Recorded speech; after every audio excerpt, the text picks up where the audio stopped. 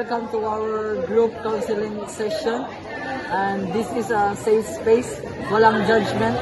Nandito kami para tulungan kayo. Tama, share lang kayo when you're ready. We're here to listen. Miss, natanggal ako sa trabaho 2 months ago. Ang dami ko nang na-applyan pero Toro will call you. Sobrang down ako lately. I understand, Jay. Losing a job is very difficult. Don't worry, tutulungan ka namin to explore new opportunities. Ako po, fresh graduate, pero lahat ng company, experience required. Paano ako makaka-experience kung walang tumatanggap sa akin? It's a common problem for our new graduates. We'll help you to find a new internships and build your experiences. Work ako, pero sobrang niyang toxic. Lagi niya akong sinisigawan ng boss ko. Hindi ko alam kung anong gagawin ko. Magre-resign ba ako o titusin ko na lang? Thank you for being honest with you. Toxic workplace can affect your mental health. We'll talk about coping strategies and safe decision later.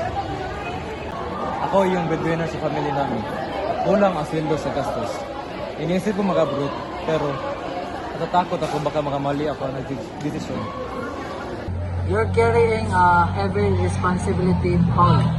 We'll help you weigh your options properly.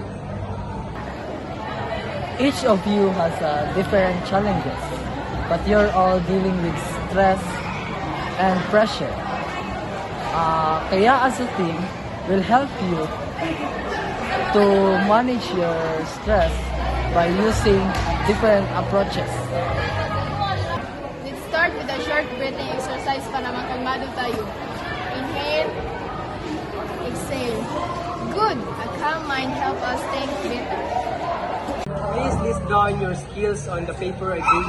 After the session, I'll help you match your skills with job openings or trainings you can join.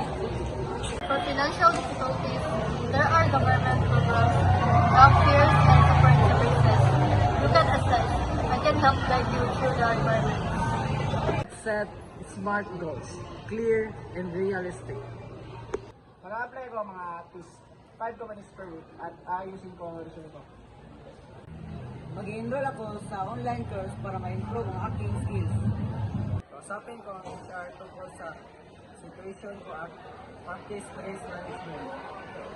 Atin ako ng operation jobs for overseas at pag-usapan na namin ang ating pamilya. Very good, everyone. Those are achievable steps. Okay, to tell first. What's matter is humingi kayo ng tulong. That's current. We'll schedule a follow-up session to check up your progress. And remember, may mga forward system kayo. Hindi kayo